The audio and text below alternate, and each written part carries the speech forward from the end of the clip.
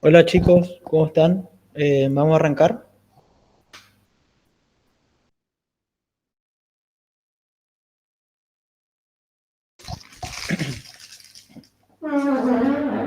Bueno, arrancamos con AINES. Vamos a dar una introducción. Los AINES son un grupo de fármacos que son utilizados para la práctica médica para tratar diversas condiciones. Bueno, como dice su nombre principal, su función se basa en combatir la inflación sin ser esteroides.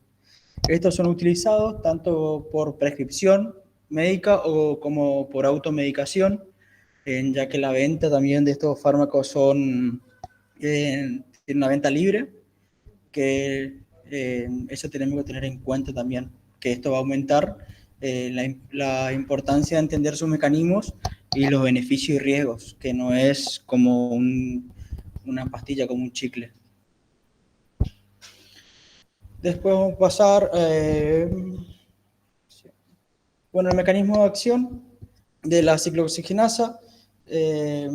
Tenemos, los AINE actúan principalmente inhibiendo a una enzima específica que es la ciclooxigenasa. O sea, ¿qué quiere decir esto? Por ejemplo, si yo tomo un Actron, un ibuprofeno, ¿a quién va a inhibir? A la ciclooxigenasa. ¿Qué es la ciclooxigenasa? Es una enzima que se encuentra en el cuerpo y se encarga de la producción de prostaglandinas. Las prostaglandinas son sustancias químicas que se producen en respuesta a una lesión o inflamación que son responsables de causar dolor, fiebre y otros síntomas asociados a la inflamación. Que esto depende mucho también de qué prostaglandinas, porque tenemos, por ejemplo, las prostaglandinas buenas y las malas. Por ejemplo, algunas se encuentran en el cuerpo para cumplir ciertas funciones necesarias y otras se activan cuando hay un mecanismo de dolor o de fiebre, por ejemplo, o de inflamación. Bueno, pues vamos a ver los tipos de COX, que es ciclooxigenasa, que voy a decir COX para no alargar tanto. Bueno, tenemos la COX-1, la COX-2 y la 3. La 3 generalmente se encuentra en investigaciones, todavía no está 100% comprobada, pero bueno, se toma en cuenta que solamente existe la 1 y la 2. Yo solamente le doy a base de datos lo que es la 3, que existe otra que se está estudiando actualmente. Tenemos la COX-1, que es una enzima constitutiva, que esto significa que está presente de manera constante en el cuerpo, o sea, como le dije, va a estar, como decirle, la prostaglandina también se encuentra en forma constante en el cuerpo, que cumple siguientes funciones. Por ejemplo, tenemos una protección gástrica, que esto ayuda a proteger el revestimiento del estómago de daños, a mantener la producción de prostaglandinas que protegen la mucosa gástrica. Después, otra función es la regulación del tono vascular y bronquial, contracción uterina, que acá participa en la concentración del útero durante el ciclo menstrual y en el parto también. Otro es la agregación plaquetaria, que facilita la agregación de plaquetas, que es importante para la coagulación de la sangre. Ese sería lo que sea COX-1. ¿Qué pasa? Como le dije, ¿qué va a hacer? Por darle un ejemplo, el ibuprofeno, como dijimos que va a inhibir, por darle un ejemplo, la COX-1, va a tener un efecto secundario. ¿Qué va a pasar? Al inhibir el COX-1 puede interferir con varias funciones normales del cuerpo, como por ejemplo la protección gástrica, que como dijimos que el COX-1 es responsable de la producción de prostaglandinas que protegen la mucosa gástrica, y su inhibición puede llevar a lo que es la irritación gástrica, úlceras. Otra cosa que puede pasar es la agregación plaquetaria, que acá el COX-1 también tiene mucho que ver porque juega un papel importante en lo que es la agregación de plaquetas, por lo que su inhibición puede aumentar el riesgo de hemorragia. Y función renal, también está involucrado lo que es la COX-1, la regulación del flujo sanguíneo renal, y su inhibición puede afectar la función renal. ¿Dónde podemos encontrar lo que es la COX-1?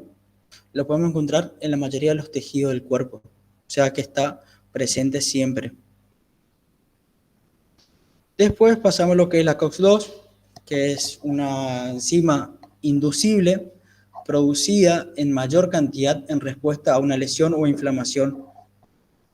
¿A qué se refiere esto? Que esto se va a activar cuando hay un problema, solamente que ahí va a haber la producción de prostaglandina, o sea, la ciclooxigenasa va a producir prostaglandina cuando hay algún problema, una inflamación, una lesión, ahí recién produce. Quiere decir que no está siempre en el cuerpo. Por darle un ejemplo, una función, puede ser la respuesta inflamatoria, que se va a encargar de sintetizar durante los procesos inflamatorios, contribuyendo a lo que es la producción de prostaglandina, que se encargan de mediar el dolor y la inflamación. Y también esta se puede llegar a encontrar también en tejidos, en los tejidos, en sitio de inflamación, también está presente en el cerebro, y en los huesos y riñones. ¿Qué pasa si se inhibe? Puede ser inhibida, como dijimos, por los AINES, también por los corticoides y los fármacos que son inhibidores selectivos de las COX-2. Como por darle un ejemplo, el COXIB, Eterocoxib. Y acá, para darle un ejemplo del Celecoxib, Eterocoxib, que son inhibidores selectivos de COX-2, vamos a hablar primero del Celecoxib, que este presenta menor riesgo de irritación gástrica y úlceras en comparación con los AINES que no son selectivos, debido a su menor efecto sobre la COX-1. ¿Cuál es el efecto secundario que puede causar el Celecoxib? Puede aumentar el riesgo de eventos cardiovasculares como un infarto. Después tenemos el Eterocoxib, que tiene la ventaja que es muy similar al Celecoxib, pero ofrece un menor riesgo de problema gástrico, debido a que es selectivo para la COX-2. Y el efecto secundario del Eterocoxib también puede estar asociado con un aumento de riesgo cardiovascular y efectos como el dolor abdominal y dolor de cabeza. Y el COX-3, como dije, que se encuentra en estudios todavía. Vamos a hablar de las prostaglandinas y sus funciones. Bueno, las prostaglandinas son compuestos químicos en el cuerpo que actúan con señales para regular varias funciones importantes. Se producen a partir de un ácido graso llamado ácido araquidónico mediante la acción de la enzima ciclooxigenasa. ¿Cuáles son las funciones adicionales de la prostaglandina? Mantienen abierto el conducto arterioso en fetos, promueven la liberación de hormonas, como la hormona de crecimiento, participan en la maduración de ovocitos y la ovulación. Y también acá vamos a escribir las prostaglandinas, los tipos de prostaglandinas que existen. Vamos a hablar por la primera, que es la prostaglandina E2, que esta es responsable del dolor y la inflamación. Por ejemplo, para dar un ejemplo, cuando nos lastimamos, el cuerpo produce más lo que es prostaglandina E2 para aumentar el dolor y la inflamación del área afectada. También se encuentra presente en la fiebre, que ayuda a elevar la temperatura cuando tienen fiebre, y en la protección gástrica, que ayuda a proteger el revestimiento del estómago para evitar úlceras. Después el segundo es la prostaglandina I2, o prostaciclina, también conocida, que tiene la función de inhibición de agregación plaquetaria, que evita que las plaquetas en la sangre se agrupen y formen coágulos, y también tiene una función de vasodilatación, que relaja y ensancha los vasos sanguíneos.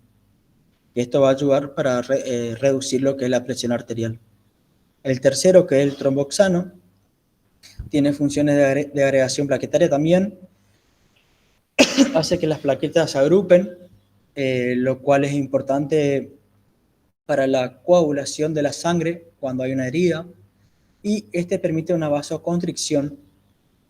¿Qué quiere decir esto? Que va a estrechar los vasos sanguíneos, que lo que puede causar es el aumento de la presión arterial. Y después tenemos la prostaglandina D2 también, que se está faltando. Las funciones son la regulación del sueño y también para las reacciones alérgicas. Que este participa en la respuesta alérgica, como por ejemplo una rinitis alérgicas. Y después tenemos la última, que es la prostaglandina F2 alfa, que este tiene función de contracción uterina, que ayuda a que el útero se contraiga durante el parto y el ciclo menstrual, y regulación del tono vascular, que influye en la concentración de los vasos sanguíneos. Estos son los tipos, las funciones que tiene la prostaglandina, que esto tienen que saber, porque esto generalmente se suele tomar, suelen preguntar, por más que nada la primera, la prostaglandina E2, que es la que ayuda a la protección gástrica.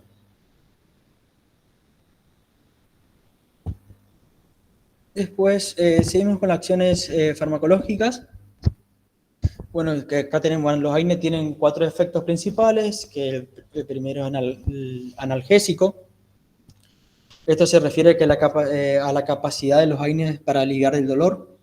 ¿Cómo va a funcionar esto? Esto se refiere a que los AINE van a actuar bloqueando la producción de prostaglandinas, que son sustancias químicas, como dijimos, que son receptores del dolor en el cuerpo. Esto ocurre a nivel periférico, o sea, en los tejidos donde se origina el dolor, y no directamente en el sistema nervioso central, como en el caso de los opioides, que los opioides actúan en el sistema nervioso central. Ya es algo mucho más fuerte. También es efectivo para el dolor leve a moderado, actúa a nivel periférico. Esto también no causa depresión respiratoria ni farmacodependencia. Es más efectivo cuando las prostaglandinas sensibilizan a los receptores del dolor. Después hablamos del segundo, que es el efecto antipirético. El efecto antipirético se refiere a la capacidad de los AINES para reducir la fiebre. Como acá, para saber cómo funciona, es que los AINES ayudan a regular la temperatura corporal al actuar sobre el hipotálamo, la parte del cerebro que controla la temperatura. Esto reduce, o sea, ¿qué va a pasar? ¿Qué hace el AINE? Va a reducir la producción de prostaglandina E2, que está involucrada en el aumento de la temperatura durante la fiebre. Acá algo que se utiliza para estos casos es el paracetamol, por ejemplo, ya que tiene un efecto analgésico y su gastrointestinal es menor que un ibuprofeno, por ejemplo. Después el efecto antiinflamatorio.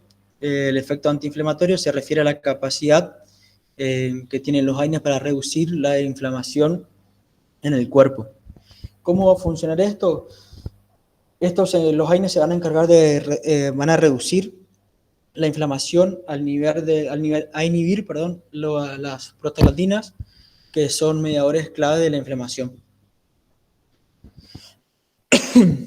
Esto más que nada también son muy útiles para lo que es las enfermedades inflamatorias crónicas, como una artritis, por ejemplo.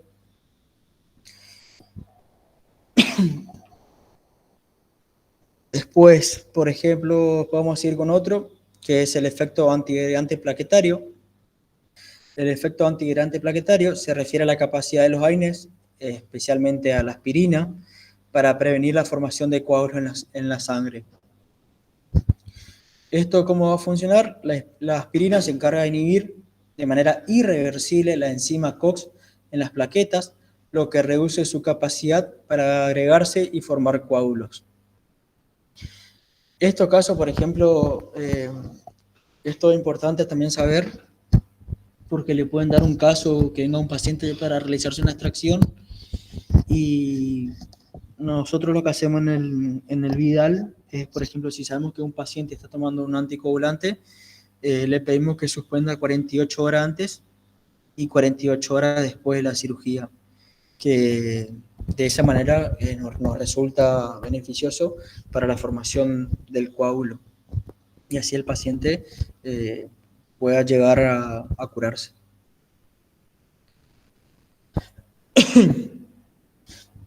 Bueno, ¿qué consecuencia tiene la aspirina? Esto prolonga el tiempo de sangrado.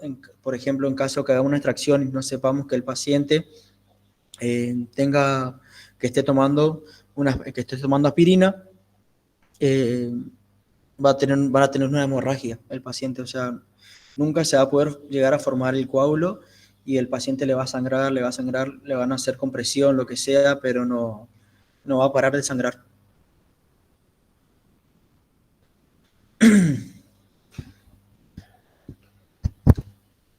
Después vamos a pasar lo que son las clasificaciones de los AINES. Los AINES se pueden clasificar en varios grupos según su estructura química. El primero vamos a tener lo que son los salicilatos, que por ejemplo tenemos la aspirina acá. Una característica principal es, como dijimos, que una inhibición irreversible de la COX. ¿A qué se refiere esto? Una vez que inhibe la aspirina a la enzima, a la COX, es de manera irreversible. O sea, ¿qué tiene que pasar con esta enzima? Tiene que, ¿cómo explicarle? Cómo morir y tiene que volver a crearse una nueva porque esa enzima ya no funciona más. Después tiene un efecto antiadherente plaquetario, como dijimos, que la aspirina previene la formación de coágulos sanguíneos al reducir la agregación de plaquetas, que esto es útil para pacientes que tienen problemas cardiovasculares. El segundo es el derivado del paraminofenol, que acá vamos a tener el paracetamol, que este va a tener efectos analgésicos y antipiréticos. Esto va a aliviar el dolor y reduce la fiebre. También es bueno para lo que es para ser antiinflamatorio, pero su efecto es muy escaso. Comparado con los otros AINES, el efecto del paracetamol es muy limitado. Por eso se la llama, también es conocido como la oveja negra de los AINES, porque más que nada el paracetamol va a actuar sobre la COX-3, no actúa directamente sobre la COX-1, por ejemplo, o la COX-2 como los demás AINES. Por eso su efecto antiinflamatorio es muy escaso comparado con los demás. Después el tercero tenemos virazolonas, que por ejemplo la dipirona, que tiene una característica de ser tiene un potente efecto analgésico y antipirético, que es muy eficaz también para aliviar el dolor y reducir la fiebre. Después también tiene un riesgo de agarunulocitosis, que puede causar una disminución grave en el número de glóbulos blancos. O sea que puede llegar a bajar las defensas del paciente. Después tenemos los derivados del ácido propiónico, como por ejemplo el ibuprofeno, naproxeno, ketoprofeno, etcétera, son varios. Después, las características principales de los derivados del ácido propiónico es que tienen una buena relación eficacia-seguridad, que esto quiere decir que son eficaces para tratar el dolor y la inflamación y que tienen un perfil de seguridad relativamente bueno. También tienen un amplio uso clínico, que son muy comunes usarlos por las variedades de condiciones, desde el dolor leve hasta la inflamación crónica. Después vamos a tener los derivados de ácido acético, como el diclofenac, ketorolac, que estos son potentes efectos antiinflamatorios, que son muy eficaces para reducir la inflamación y el dolor. que esto generalmente, como le expliqué anteriormente, el diclofenac es muy bueno a la hora de realizar una extracción de terceros. Ahí nos aseguramos de que el paciente no tenga un postoperatorio incómodo. Después, otra característica es de mayor riesgo de efectos adversos. Pueden tener más efectos secundarios, como problemas gástricos y renales, en comparación con otros grupos de AINES. Esto, por ejemplo, dándole un caso de terceros, si un paciente que tiene problema gastrointestinal, nosotros no podemos optar directamente ni por un diclofenac ni por un ibuprofeno. Tenemos que buscar otro medio, por ejemplo, un inyectable, otra forma de administrar, porque si no el paciente la va a pasar muy mal, va a comenzar con náuseas, se va a descomponer prácticamente.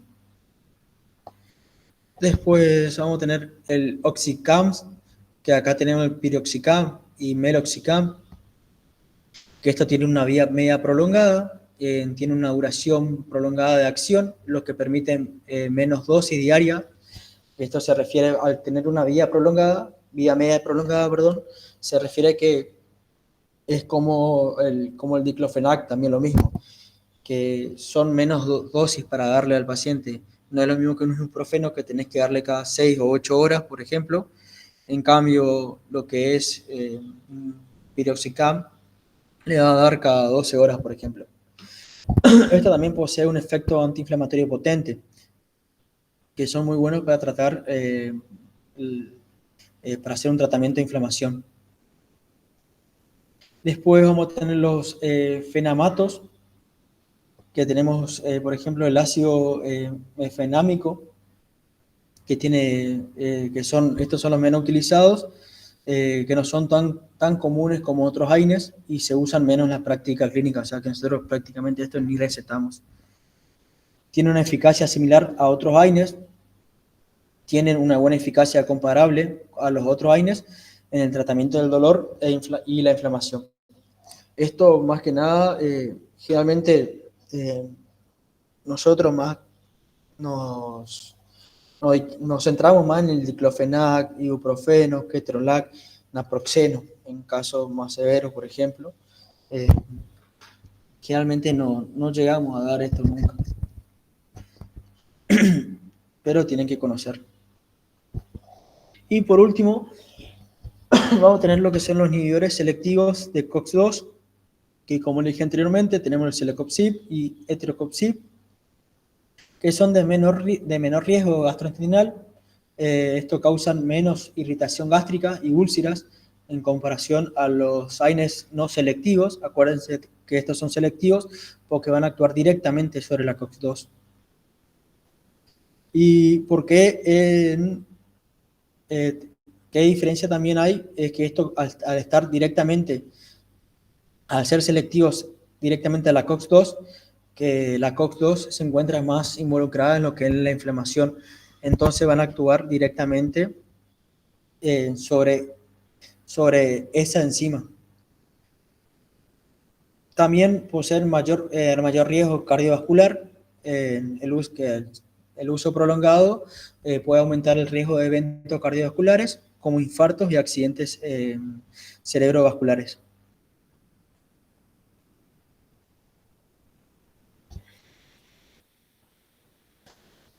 Ahora vamos a pasar a hablar un poco de la farmacocinética, que vamos a tener primero a la absorción, como ven en pantalla. La mayoría son ácidos débiles, se absorben principalmente en el duodeno, en la primera parte del intestino delgado sería. Los alimentos y antiácidos pueden retrasar su absorción, y la concentración plasmática máxima se alcanza a las 2 o 3 horas aproximadamente. Después tenemos lo que es la distribución, que los AINES poseen una alta unión a proteína plasmática. Los AINES tienden a unirse a las proteínas en sangre, como la albúmina, por ejemplo, como hablábamos anteriormente. Que esto significa que una gran parte del medicamento en la sangre va a estar unida a esas proteínas y no está disponible para ejercer su efecto en los tejidos. ¿Cuál es la importancia de esto? Que al tener esta alta unión a proteínas plasmáticas, puede influir en la duración y en la intensidad del efecto del medicamento, y también puede afectar a la eliminación del mismo. Además, también la cantidad de medicamento libre, o sea, el que no está unido a la proteína, es la que puede atravesar las membranas celulares y tener un efecto terapéutico.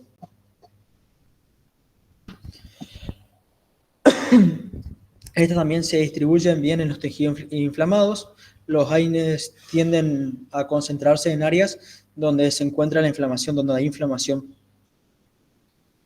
Esto es beneficioso porque estas áreas son donde el medicamento puede ser más necesario para reducir el dolor y la inflamación. Puede atravesar también la barrera placentaria. Esto significa que los AINES pueden afectar a lo que es el feto y por eso deben ser usados con precaución en mujeres embarazadas. En este caso, acá se le daría un paracetamol, el que porque presenta menor riesgo. Después, también otra característica es que es difícil el acceso al líquido sinovial, que es el líquido que se encuentra en las articulaciones. Ahora vamos a hablar del metabolismo, que principalmente se da en el hígado. Las enzimas que se llevan a cabo a reacciones químicas van a modificar el fármaco, haciendo así que sea más soluble en agua y que para que también sea más fácil de eliminar. Esto también tenemos que tener cuidado a la hora de los ancianos, porque acuérdense que el metabolismo del hígado de los ancianos se encuentra disminuido. Esto puede afectar mucho a traer, por ejemplo, reacciones adversas, una sobredosis, una toxicidad del medicamento.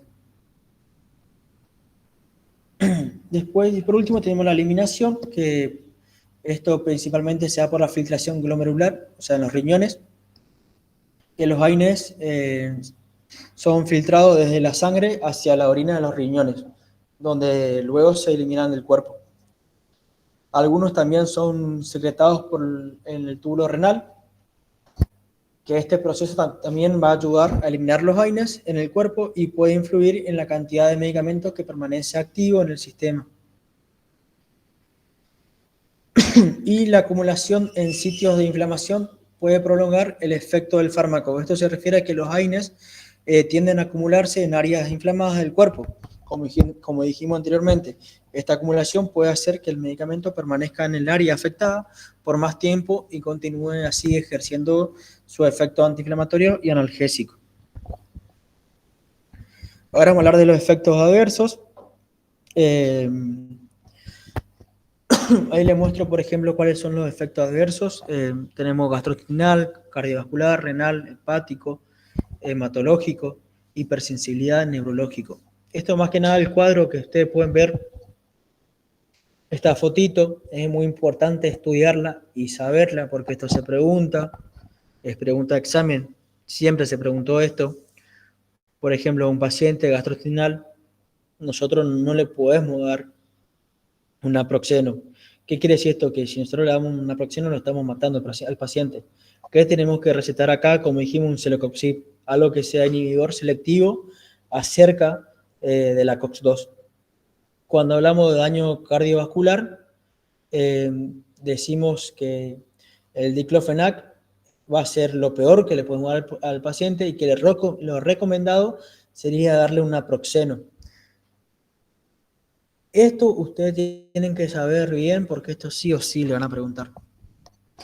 Y el último voy a explicar enseguida. Esto, por ejemplo, se refiere a las interferencias que existen con la aspirina. Por ejemplo, el ibuprofeno, y que sería lo peor que le podemos dar, y el celecoxib, que es lo indicado, lo menos dañino para el paciente. Bueno, vamos a hablar con el primero, con el gastrointestinal.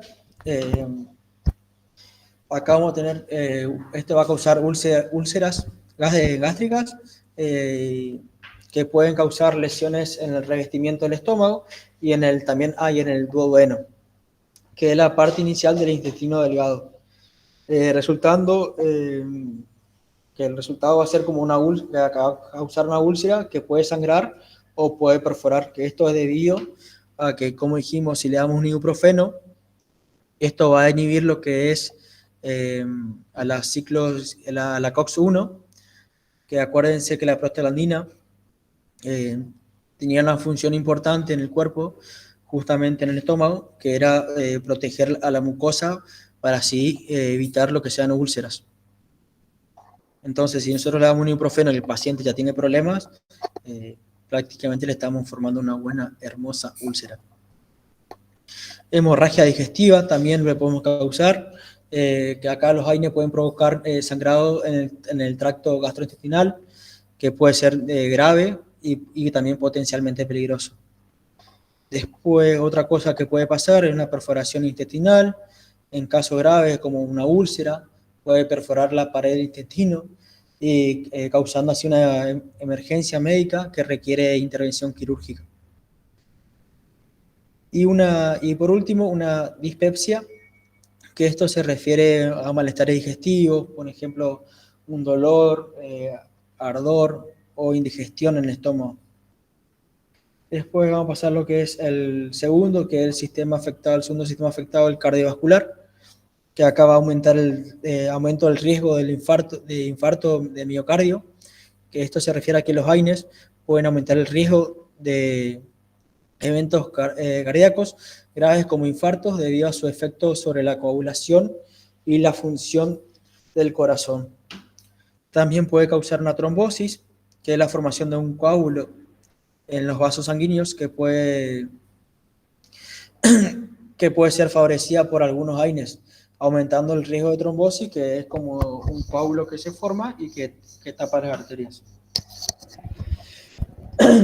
Después, otra cosa que puede suceder es una hipertensión arterial. Los AINES pueden causar o agravar la hipertensión arterial. Por eso también yo le decía que los pacientes que no se encuentren tratados no hay que atenderlos, porque pueden tener un hermoso quilombo en su consultorio. Y por último, una insuficiencia cardíaca.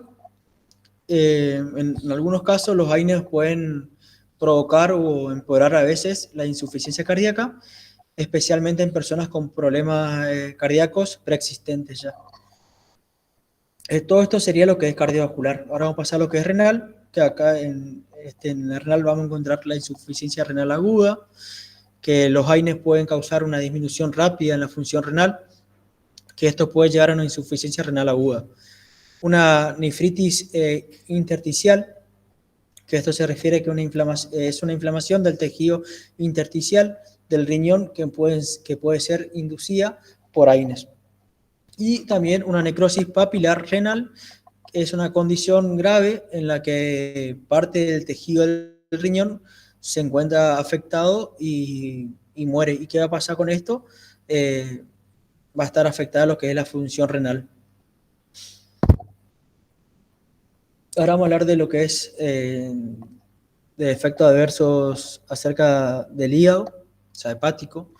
Puede haber un aumento de enzimas hepáticas, que los AINES pueden causar elevaciones en los niveles de enzima del hígado, indicando, por ejemplo, un estrés, un daño hepático.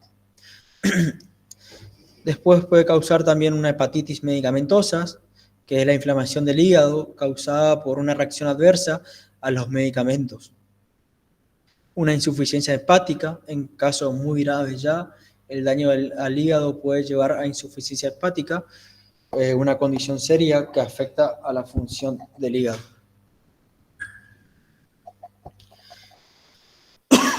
Ahora vamos a hablar de lo hematológico.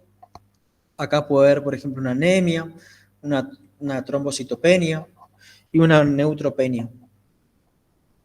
Una anemia, por ejemplo, los AINES pueden causar en el número de glóbulos rojos, llevando así una anemia.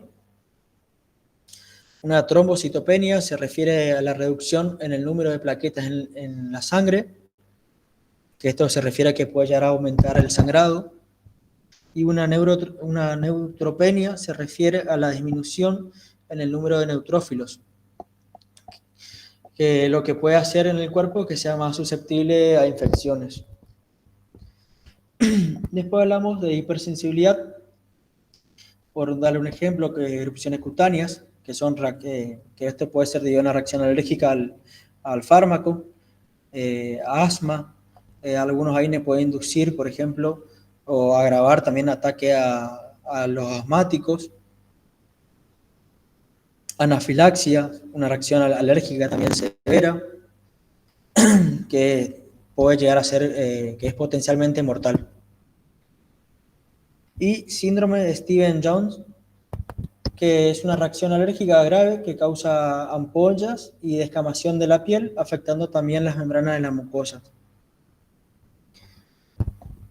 Y por último, vamos a hablar de neurológico, como que esto, por ejemplo, puede ser cefaleas, mareos, confusión y alucinaciones. Bueno, cefalea se refiere a dolores de cabeza que pueden ser causados por los mismos medicamentos. Mareo es una sensación de vértigo, confusión, alteración de la claridad mental o el estado de alerta, por ejemplo. Y alucinaciones se refiere que en algunos casos, algunos AINES pueden llegar a causar alteraciones graves en la percepción, como hacerle alucinar a los pacientes. Ahora vamos a hablar de la interacción medicamentosa, que acá vamos a hablar justamente de los anticoagulantes, que estos aumentan el riesgo de sangrado. Esto significa que los anticoagulantes, como por darle un ejemplo, la warfarina, es un medicamento que va a ayudar a prevenir la formación de coágulos sanguíneos. Cuando esto se combina con un AINE, puede afectar la coagulación y el revestimiento gastrointestinal. Hay un mayor riesgo de sangrado en este caso cuando hay intervenciones quirúrgicas.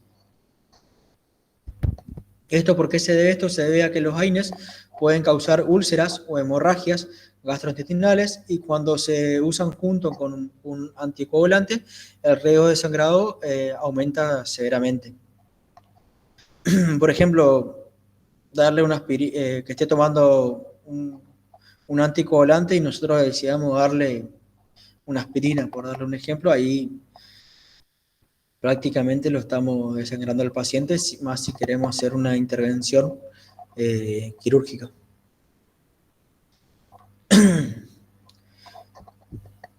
El segundo, los antihipertensivos pueden disminuir su efecto. Esto puede ser, esto significa que los antihipertensivos que van a bloquear los receptores de angiotensina 2 y los diuréticos se utilizan para controlar la presión arterial. Los AINES pueden reducir la eficacia de estos medicamentos, ya que pueden provocar una retención de líquidos y afectar la función renal, lo que puede llevar a reducir el efecto del antihipertensivo. Por darle un ejemplo, acá un paciente que está tomando un antihipertensivo, nosotros le damos un ibuprofeno. Acá el ibuprofeno, ¿qué va a hacer? Va a disminuir la acción del antihipertensivo. O sea, ¿qué va a hacer? Por ejemplo, va a causar un aumento de la presión arterial del paciente. Después, otra interacción puede ser con los diuréticos, que también pueden disminuir su efecto. Estos se utilizan más que nada, los diuréticos se utilizan para eliminar el exceso de líquido del cuerpo y reducir la presión arterial. Los AINES pueden disminuir la eficacia de los diuréticos al afectar la función renal y la capacidad del cuerpo para eliminar los líquidos.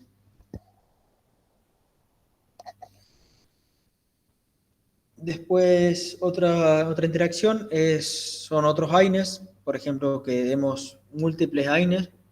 Al usar varios AINES juntos al mismo tiempo, puede aumentar el riesgo adverso, como por ejemplo le podemos causar una úlcera al paciente, una hemorragia gastrointestinal, problemas renales. Esto se refiere a que o sea, ¿qué pasa si mezclamos dos AINES? Los dos tienen el mismo efecto, muy similares, y al combinar no vamos a lograr que tenga un efecto mayor que sea beneficioso, sino al contrario, lo que vamos a causar es son más propensos a producir un efecto secundario. Por darle un ejemplo, le damos al paciente un diclofenac y un ketorolac, y esta combinación va a potenciar el riesgo de úlceras y hemorragias. Después, otra interacción es con los corticotiroides. Acá va a aumentar el riesgo de las úlceras gastrointestinales. Por darle un ejemplo, como la prednisona, que es un corticotiroide, se utiliza para reducir la inflamación. Cuando este se combina con AINES, el riesgo de desarrollar una úlcera gástrica o una hemorragia gastrointestinal se va a incrementar considerablemente. Porque ambos medicamentos pueden dañar el revestimiento del estómago y del intestino también, así aumentando el riesgo de úlceras.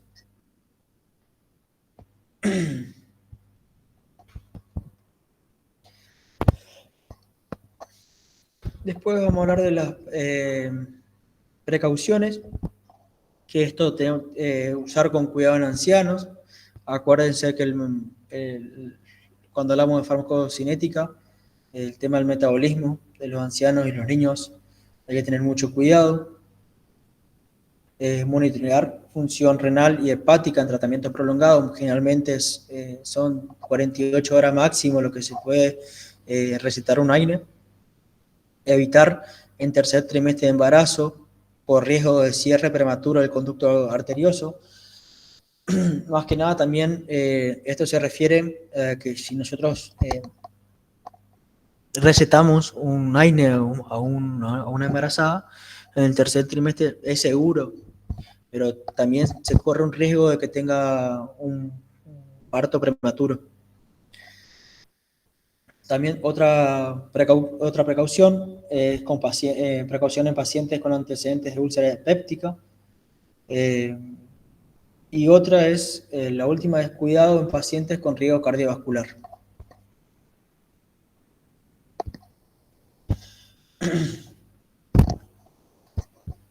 Ahora las contraindicaciones, pacientes que tengan úlcera péptica activa, porque esto, ¿qué va a causar el AINE acá? Por ejemplo, un ibuprofeno va a irritar lo que es la mucosa del estómago y el duodeno.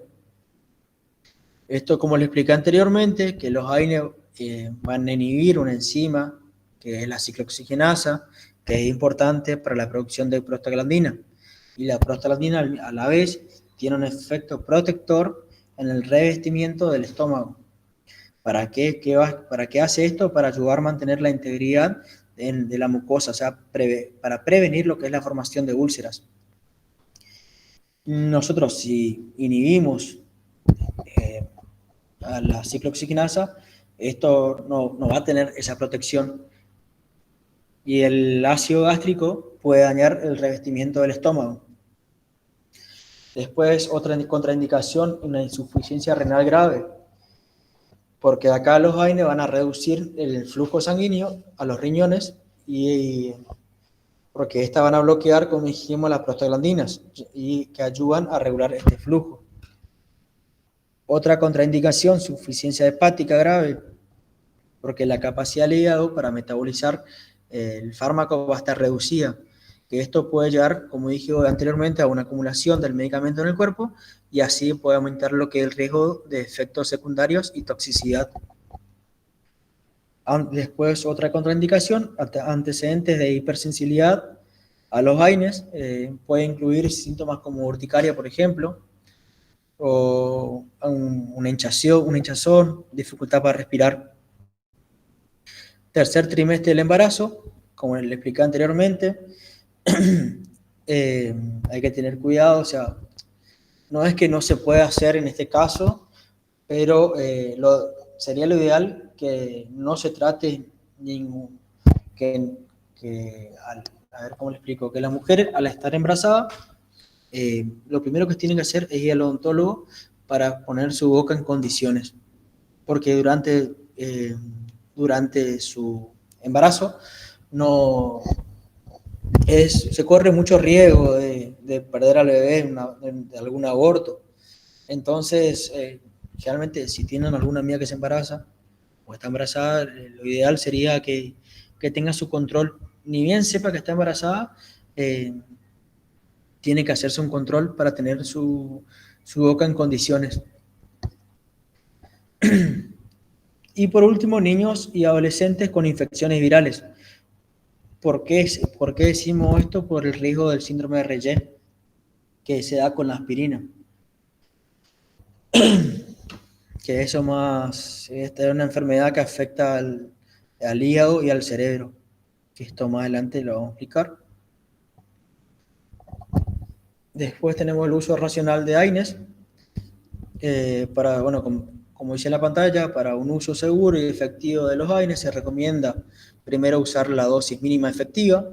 Por eso se utiliza, por ejemplo, el ibuprofeno siempre se utiliza a la dosis mínima efectiva, no a la máxima, porque es muy dañino para el cuerpo.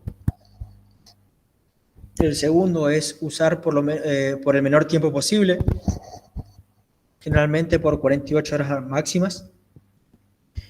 Considerar el perfil de riesgo del paciente. Acuérdense que no sea que si es un anciano, tiene algún problema, tenemos que observar la característica del paciente. Y el cuarto se refiere a monitorear efectos adversos. Evitar que el paciente consuma múltiples AINES. Por ejemplo, yo tuve un paciente una vez que